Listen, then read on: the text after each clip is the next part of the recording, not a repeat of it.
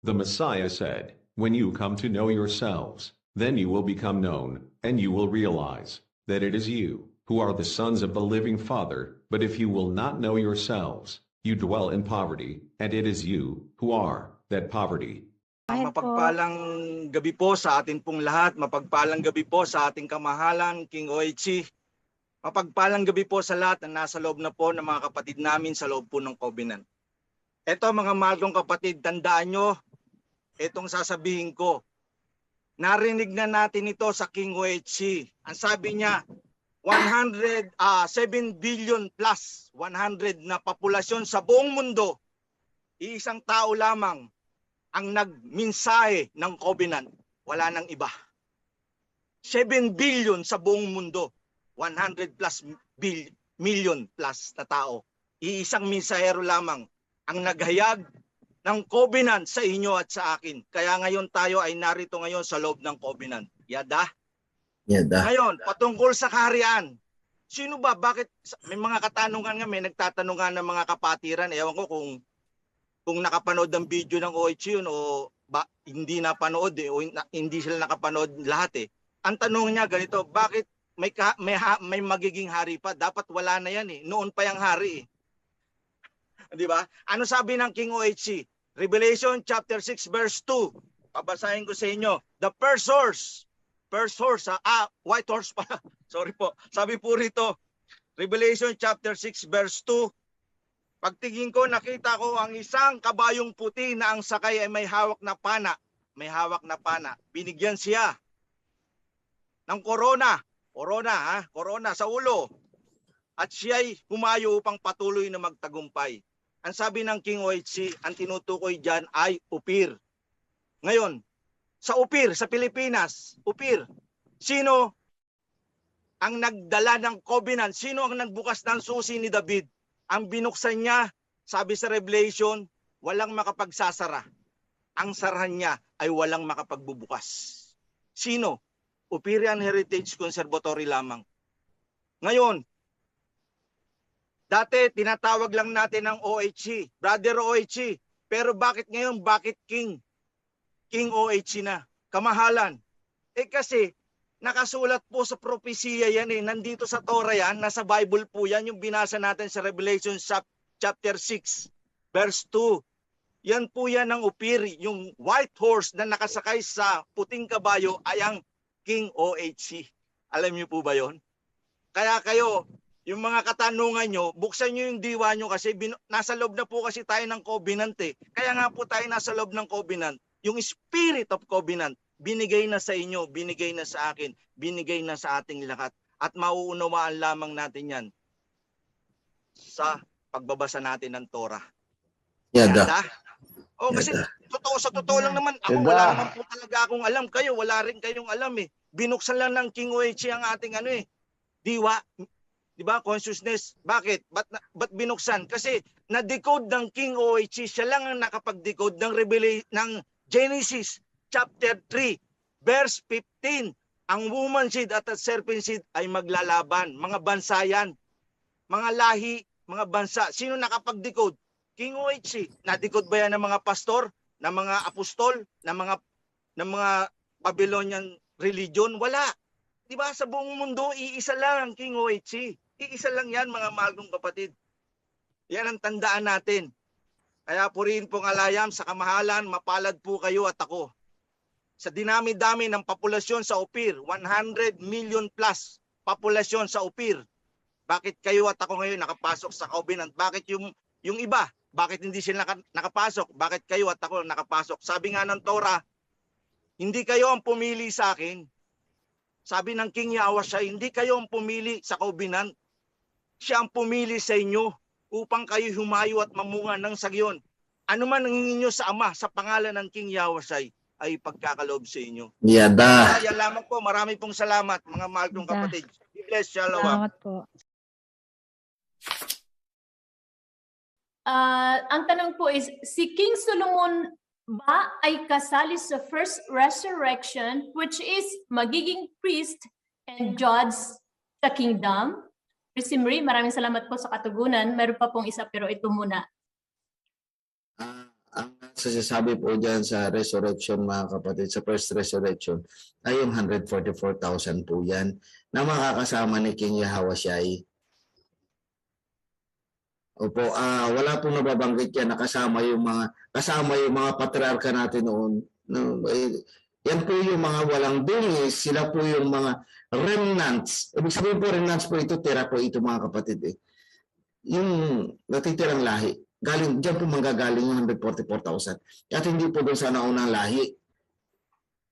Kung makakasama po dyan si King Solomon, hindi ko po alam, pero wala po tayo mababasa na kasama itong mga hari na ito na magiging kasama. Dahil si King Yahweh siya na po ang hari dyan sa time na yan.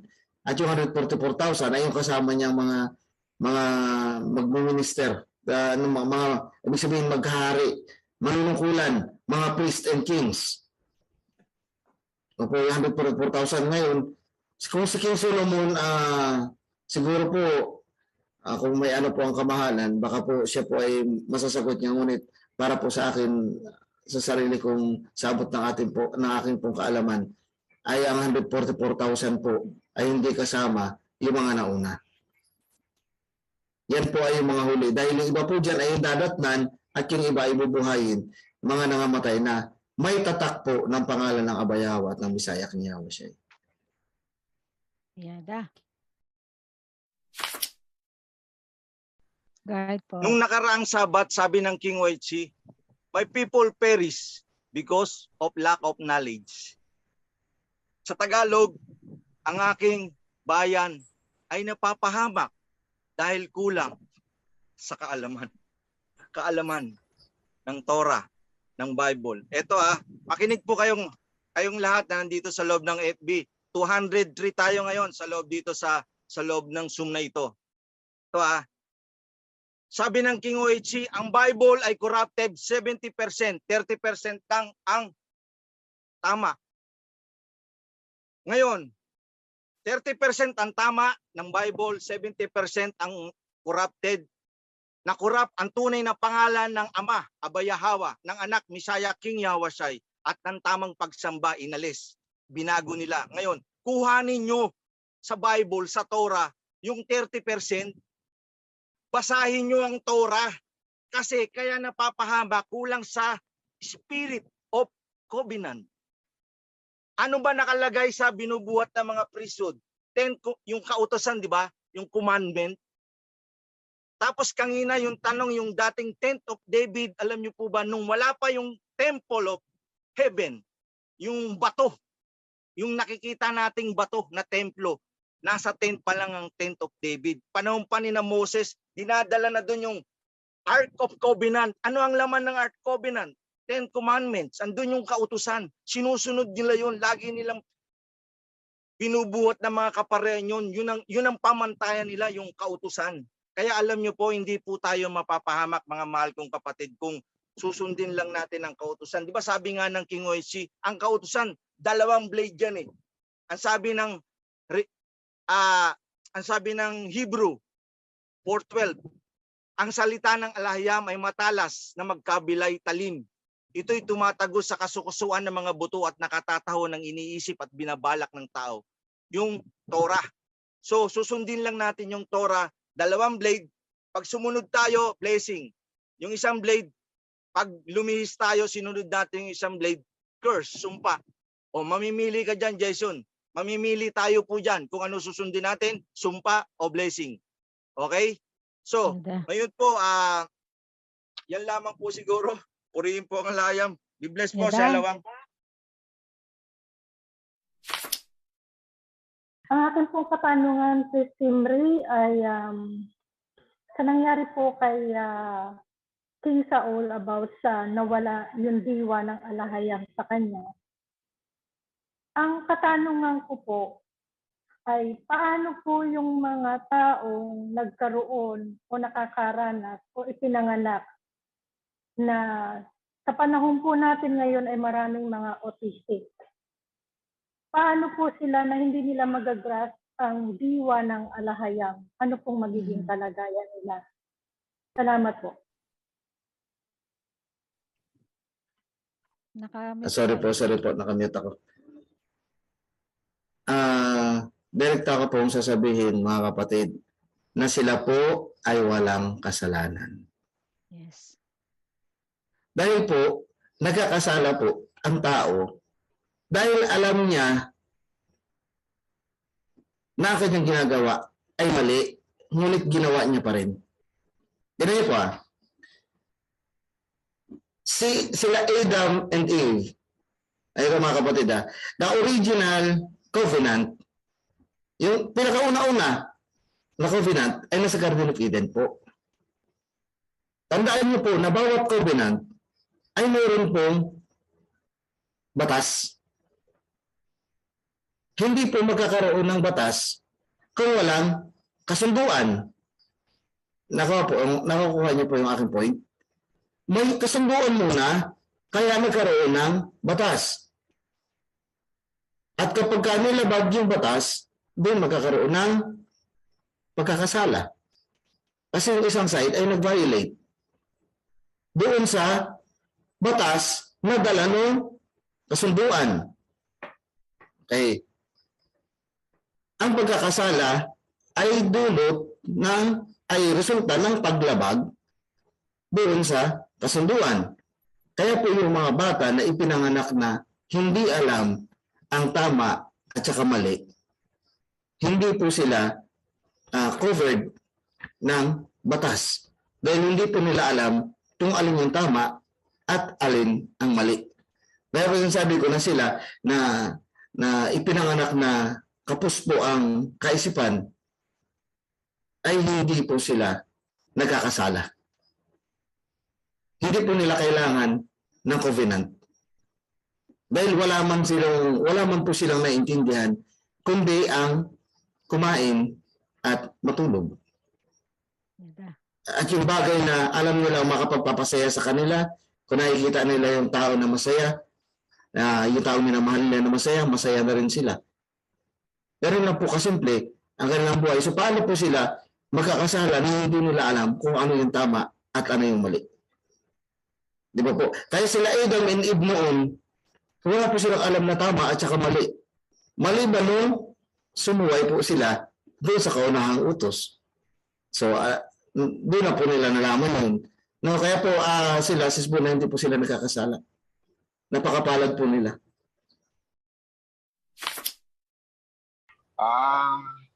Gusto ko lang po itanong kasi nabanggit po niyo yung 1,000 years.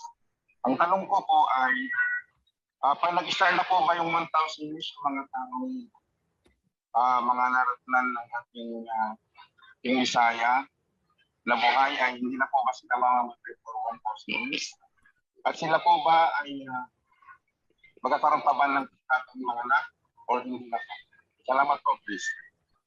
Ilang po. Salamat. Nakalagay po dyan kasi Bro Ruben ay yung mga daratnan ng Misaya kasi mag-start pa 1,000 years pagbabalik ni King Yahushai. Yan po yung start ng kanyang millennial kingdom. Wala po akong nababasa na sila ay magkakaroon pa ng anak. Pero ang maasayo po dyan ay katakas ang kamatayan. Wala pong kamatayan sa time na yan, sa loob ng 1,000 years. Ngayon po, kung na-imagine ko lang na kung magkakaroon sila ng anak, sobrang dadami ang tao. Pero sa loob ng 1,000 years, pagkatapos hindi na mamatay, no? Hindi mababawasan o puno ang mundo. Pero wala pong mababasa kasi na magkakaroon pa po ng anak. Na sila magkakaroon pa ng family. Kasi ang sayo po dyan na sila ay magiging gaya ng mga anghel. Kasi di ba po mayroong magtanong kay King Yahushai kung ano daw po yung kung kailan daw po yung babae na marami siya na pangasawa kasi namatay yung bawat mga pangasawa niya, siguro mga pangasawa niya doon. Ang sabi po ni King Yahushai, magiging kaya sila ng mga anghel. Alam niyo po ang anghel, wala pong kasarian yung mga yan eh. So maaaring wala po sigurong pangalawang tanong po yan na gusto kong masigurado, itanong po natin sa ating kamahalan kapag siya po ay hindi na po busy, kapag meron na po siyang time na sumagot. Galing po sa ating kapatid na si Tanong ko lang po, Pres Henry, di po ba kaya di ipinagkaloob kay Haring David ang pagtatayo ng temple ay sa kadahilanan na marami siyang pinatay, kaya sa kanyang anak ang inatasan ng alahayam na magtayo ng temple? Maraming salamat po sa kasagutan. Maaari din po. Maaari din po. Kaya lang wala namang nasulat na kaya ibinigay ng alahayam kay King Solomon iyon ay dahil ngunit maaari din po makita natin na yun din po ay isang dahilan kasi si King David po talaga ever since ay warrior yun, no, at saka no, kaya nga siguro yung mga priest ay iningatan din ng Aba na hindi din madungisan ng mga kamay, no, dahil hahawak ng banal na bagay. No, lalo na po yung temple na yan, kauna-unahan siya ang magbibuild at hindi po siya pwedeng ma-build dahil sa dugo. No, dahil personally, si David po talaga ay naging warrior. Dahil po, unang niya na napatay, si Goliath, pinugutan niya pa ng leeg. Maaari din po, Bro Mario. Hindi po. Hindi po ating kamahalan. Pasok po. Sorry sorry. Praise, siyempre. Narinig ko kasi yung pinugutan ng leeg. Kaya sabi ko, ng ulo, hindi ng leeg. Hindi ko pala na-mute. Sorry, Praise Simri. All the while, I'm listening. Pero tama ka. Kasi nasusulat naman dyan na ang sagot ng Aba kay King David, your hands is full of blood. You will not build my temple because your hands are full of blood. It will be your son. Yun lang po ang tingin ko, it could be the possible reason ng Aba kasi nga naman kung tutuusin natin, ang kamay talaga ni David is tigmak ng dugo yan. Ang dami niyang pinatay, warrior siya eh. So maybe merong defilement or something. I don't know. Hindi ko na alam. Pero yun lang ang nabasa ko doon na possible reason. Kaya hindi si David ang magtatayo kasi your hands are full of blood. Kamalan may isa po. May isa pa pong tanong. Yung kanina, hindi namin kay Mr. B. Kasi ang daw, doon po ba ang sila King David, sila King Solomon daw po ba ay kasama doon sa first resurrection? Okay. Hindi ako alahayam para masagot kung kasama o hindi. At walang nasusulat, wala tayong mapapagbasihan sa Bible to say yes or no. Yan yung mga sinasabing mga kaalaman na hindi ibinigay sa tao. Yata. Kaya po hindi ko rin po masagot. Ay, yung isa pa po kamahalan yung on 1,000 years po daw ba, di ba po maghahari si King Yahweh within 1,000 years? Magkakaanak pa po ba mga tao that time? Yes. Life is normal as usual para sa kanila. Pero hindi para sa 144,000. Iba na ang status natin at the time. Kasi the second death has no power over us. So iba na tayo. Iba na sa ordinaryong tao. So para po sa buong mundo, dadami pa rin sila. Magkakaano. Yes, pero, yes. Pero dito sa mga lingkod ng King Yahweh, iba na ang ating status. Salamat. Iba na. Para na tayong mga ermitanyo siguro at the time. Bigla na lang susulpot, biglang mawawala. Yada, salamat. You will be like as angels, and then at the same time you will be judges and priests. So titino ang mundo kasi pag may gumagawa ng kabuktutan at pinuntahan natin, sinampal natin ang kaliwat kanan, gumanti ay parang sumampal din sa hangin, wala. Pero pag tumira tayo sa kanila, ayun, black eye. O hindi ba naman tumino yan? So ganun ang mangyayari niyan. So we have a different body compared to them. Salamat po, mahal na hari. Ngayon po, Sis Lizel, may sasabihin pa po kayo, mahal na hari? Ganito, gusto kong may gusto akong ipa-announce kay Bro June Moneda regarding ito doon sa may pinapakolekta akong mga information. Both yung mga nasa abroad at saka sa local, kung kayo ay nagpadala ng pera sa pangalan ni Antonio o kaya sa pangalan ni GCash man yan o Palawan o kung ano pa man, basta sa pangalan ni Antonio Aguilar at saka ni Sara at saka kung sino pang tao na nagkukolekta-kolekta noon ng pera, dahil ipapa-audit ko na talaga sila. I am hiring an accountant. So please, ipadala ninyo lahat ng anumang transaction slip. Because this is the moment I said I won't tolerate any hanky-panky. This is the moment. Dahil ito total namin lahat yan and we will ask for them. Saan ninyo dinala, paano ninyo ginastos ang mga perang dumaan sa kamay ninyo dahil hindi yan pinulot ng mga OFW sa abroad. Kahit sa local, hindi pinupulot ang pera dito. So lahat, please, disseminate.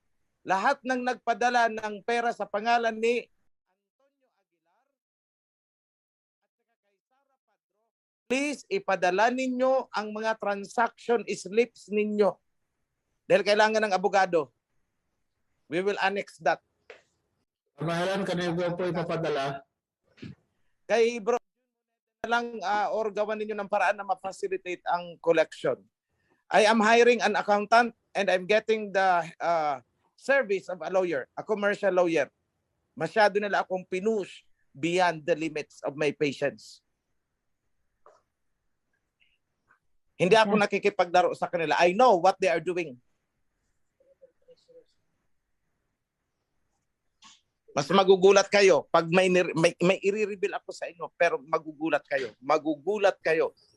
Pero let me start with this. And the second thing is meron na po tayong bank account na exclusively pondo para sa itatayong templo sa Laguna. Ginawa ang bank account na yan exclusively para sa purpose na yan. So ibig sabihin, huwag kayong magpapadala ng pera dyan na iba. Huwag hahaluan. So ang ipapadala lang na pera sa bank account na yan ay yung para sa donation, para sa pagtatayo natin ng temple. Yun lang ang pwedeng i-deposit sa bank account na nasa Laguna. And that will be properly liquidated din. Dahil mismong ang bangko ay humihingi ng report, humihingi ng mga kung ano-anong mga kasi ang SEC kasi yun, the SEC is requiring them to submit this and that. So mamomonitor kung saan ba talaga napupunta ang pera. So hindi na po mangyayari na kayo ay magpapadala sa pangalan ng isang tao. Hindi ko napapayagan yan. It will be direct to the bank. Ngayon, kung talagang hindi kayo makapagpadala at kunwari nakisuyo kayo kay just be sure to notify si Bro Senen. Hindi sa wala akong tiwala kay Bro June, kundi dahil may mga panahon na sa kabisihan ng tao, maaring hindi niya ma-countercheck o hindi ma-record. Kawawa naman yung tao, hahanapan siya. So sa atin is, laging may check and balance. Pero hanggat may iwasan ninyo na magpadala ng pera sa personally sa isang tao, iwasan ninyo. Kaya tayo ay gumagawa ng bank account because of auditing purposes. Yun lang po mga kapatid at maraming salamat sa inyong lahat. Be blessed. Shalom.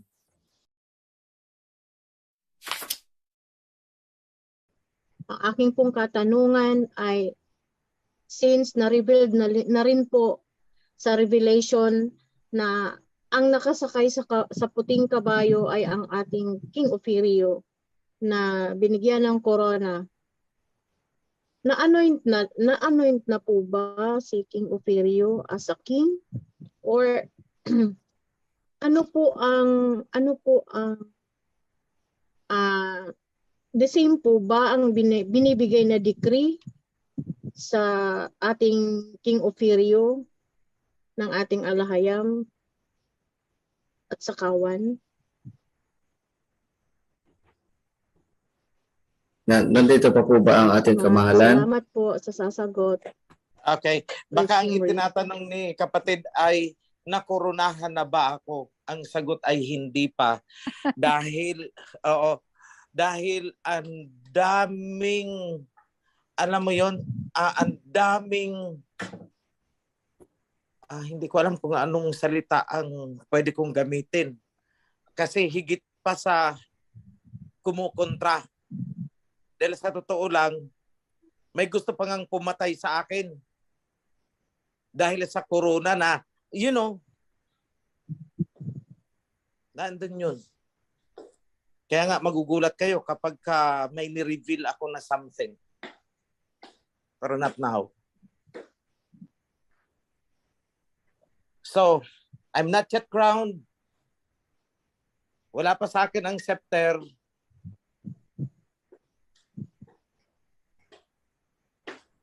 Pero alam niyo kung ano talaga ang anointing? It is the word.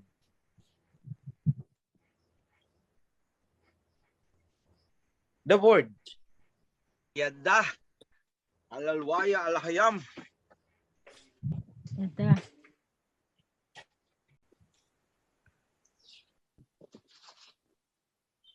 In the beginning was the word, and the word was made flesh.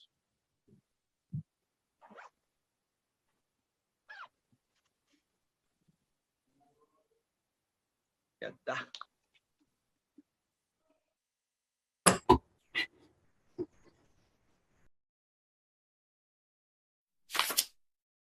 Tanong ko lang po para kay kamahalan, Brother Ophirio, kung mararapatin niyo po sa panahong nakatayo na ang templo or kingdom dito sa Ophir at mahigit nang ipinatutupad sa harian ang divine law at napakikinabangan na natin ang divine wealth. Makikinabang din po ba ng divine wealth ang mga nasa labas ng kingdom, whether mga kora or mga hindi nakikinig or ano pa mang kadahilanan, kaya di nakapasok sa kawan? If mag-claim sila na taga-Ophir din sila, kaya karapat-dapat din daw sila sa divine wealth, paano po ang tugon dyan ng pamahalaan ng kingdom? Salamat po. Yan, okay na, okay na. Ayan na pala. Sorry,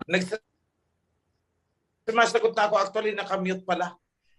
Okay, ganito kapatid. Unang-una, yung divine wealth ay covered ng divine covenant. Yun ang parang, kumbaga sa insurance, parang policy, yung covenant. Kailangan sundin mo ang terms and conditions na nakapaloob sa covenant na yun. Yung terms and conditions ng policy para maging entitled ka doon sa proceeds ng plano, ng plan na kinuha, na nakalaan para sa atin.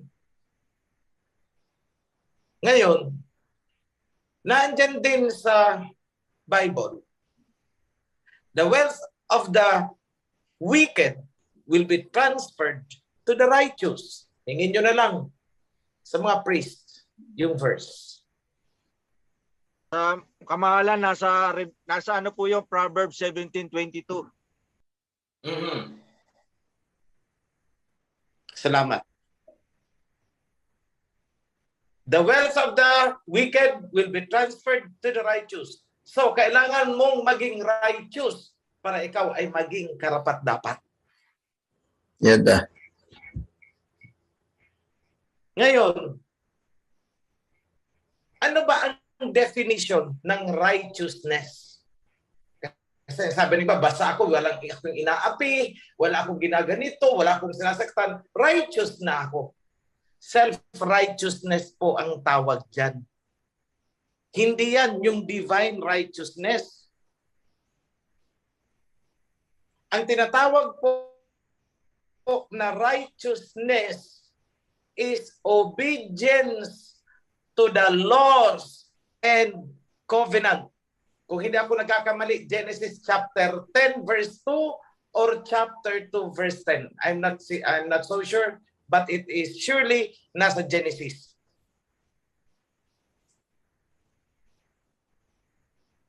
Obedience to the laws. Yan ang righteousness. Hindi yung puro clean.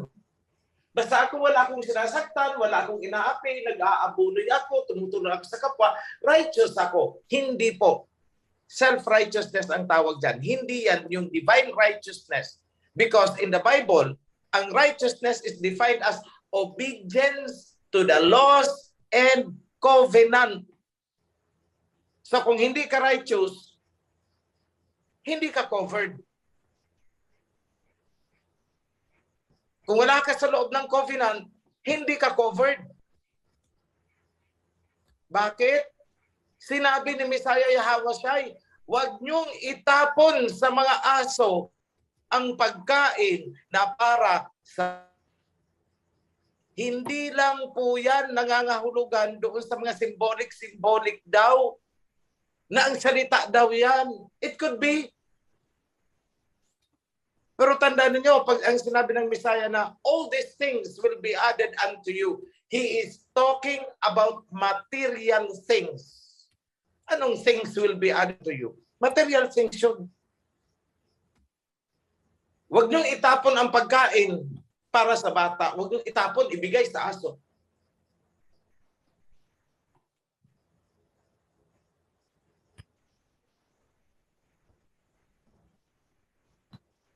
COVID.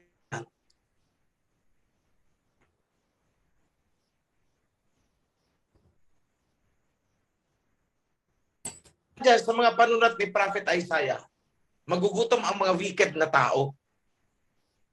Habang ang mga righteous ay nagpipiesta.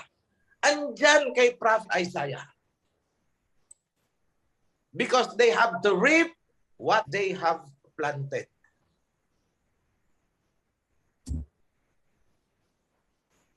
Ngayon, sabihin sa akin, maniniwala, diyan sa mga nagpapakalat ng chismis, na si OHC ay walang puso, walang awa, mabagsik, matapang. Partly correct, partly wrong, partly truth, partly lies. Yan ang masasabi ko sa mga akusasyon. Truth, matapang ako, yes. Truth, mabagsik ako. Pero yung sasabihin na ako'y walang puso, that is false.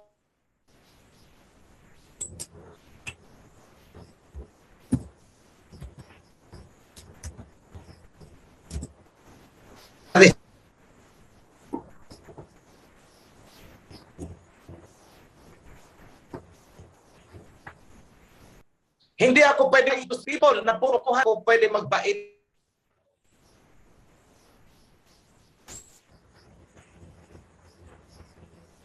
I'm sorry. Because in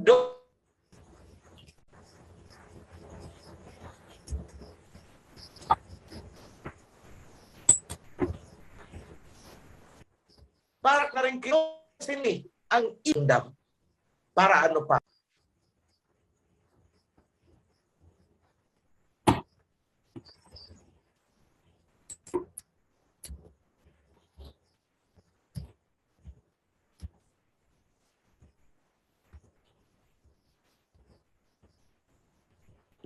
Okay. Back to moderator. Okay, salamat po, mahal na hari. Hello po, magandang gabi. Naririnig po ba ako? Yes po, Sis Loud and Shirley clear pala. po, sis. Okay. Magandang at mapagbalang gabi po kay King Oichi, kay Priest Zimri at saka sa lahat ng nasa Zoom at FB Live. Itong tanong ko is, hindi ko alam kung parang hindi siya related, but nung sa mga slides na nakita ko kay Priest Zimri is na nakatatak doon, following laws and then keeping the commands. Ang tanong ko po is regarding po dun sa third sex po, yung sa mga LGBT, yung mga gano'n. Ano po ba bilang isang like tomboy or bakla, ano po ba sila tawag nito? Sinusunod po ba nila yung law at saka yung command na binigay ng ating alahayam as tomboy, bakla? Hindi ko alam pa yung right word din. Ano po ba yan? Ang ano po kasi dyan, sis, ay, sige, andyan po ang kamahalan. Sige po, kamahalan, ikaw na po sumagot. Kasi I want to answer it from a medical point of view. Yada. Ang pagiging bakla, ang pagiging tumboy, pwedeng nating sabihin na influensyahan lang. At pwede rin na meron silang physical, biological imbalance sa kanilang mga hormones. Tama. Kasi kung titingnan mo, may mga bakla na 5 years old pa lang, makikita mong parang babae talaga ang katawan. Ibig sabihin, the hormones, the feminine hormones is dominant sa kanya. At ang ganyang mga abnormalities sa mga hormones, sa genes, sa DNA, ay dahil yan sa pagkakasala ni Adam and Eve. Doon niya nagsimula. Ngayon, kung ikaw ay bakla, kung ikaw ay bading, kung ikaw ay tibo o tumboy, hindi ibig sabihin na hindi ka na pwedeng maging righteous according to the covenant. According sa mga kautusan. Pwede po kung huwag mong gagawin ang makamundong gawain, yung sinasabing pita ng laman. Yan lang po. Sa bakla ka man, ganyan ka, ganyan ang katawan mo, ganyan ang pag-iisip mo, ganyan ang damdamin mo, fine. Pero alamin mo ang limitasyon. Huwag mong gagawin ang pita ng laman bilang tumboy o bilang bakla. Manalangin ka para ikaw ay mabigyan ng katatagan na ma-overcome mo ang kahinaan ng laman. Yan po ang sagot ko dyan. Yada. Sige. Paano po ba kung yung isa, halimbawa yung tomboy or yung bakla, pagpapasok po sila sa covenant, kailangan po ba nilang yung bakla maging lalaki talaga or yung tomboy dapat maging babae? Ganun. Okay. Sa case ng mga bakla o kaya tomboy, i-stop na nila yung halimbawa dati nung bating sila, nagko-cross-dress na sila, nagsusuot na sila ng damit ng pambabae, stop nila. Kasi nagbabawal sa covenant yun. Ang lalaki, hindi dapat suotin ang damit na pambabae. Vice versa. Okay. Yung mga asal na ginagawa, pananalita, it doesn't, ano bang tawag doon? It doesn't constitute, paano ba Tagalogin? It doesn't constitute a big offense. Kumbaga, maliit na diferensya lang yon na ipagpapatawad naman yon. Kasi di ba, natural sa mga tao, may malamya magsalita. Kadalasan sa mga bading, sobrang lamya. Di ba? May mga gay linggo pa. Di ba? Yung tinatawag na gay linggo. Opo. Oo. So, kumbaga, dalihin mo na ang sarili mo with decency kahit paano. Try to change a bit. Improve. Improve mo na yung sarili mo. Try to be as normal as possible. Hanggang sa makagawian mo na ma-define mo yung sarili mo na ikaw ay lalaki. Although, hindi ako naniniwala doon sa mga testimony ng iba na nung ako ay sumama sa bunagin, lalaking na ako. Lukohin mong nilang mo. Kahipokritahan yan. Because what you have been given is what you will have until you die. That is the trial sa'yo. Pasanin mo.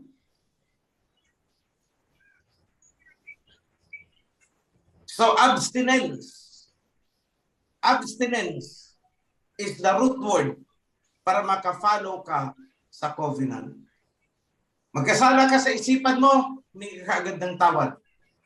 Nagkasala ka sa paningin mo, hindi ka agad ng tawad.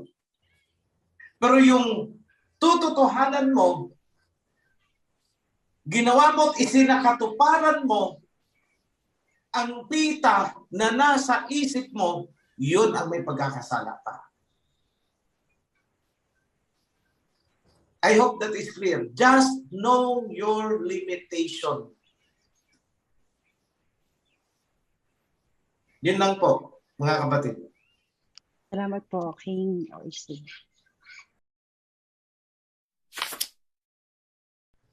Yes po, may katanungan lang po ako, Priest Zimri, about sa pag-o-offering ng isang kanta.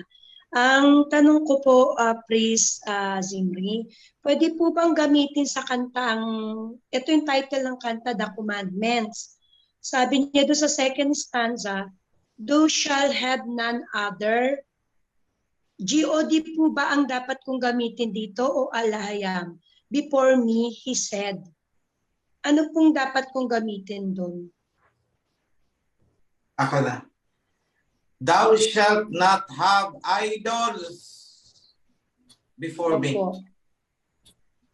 God po ba ang pwede kong gamitin doon or alahayam po ba? Idols. Akala ko alahayam ang pwedeng gamitin doon. Salamat po. Yun lamang po ang katanungan ko.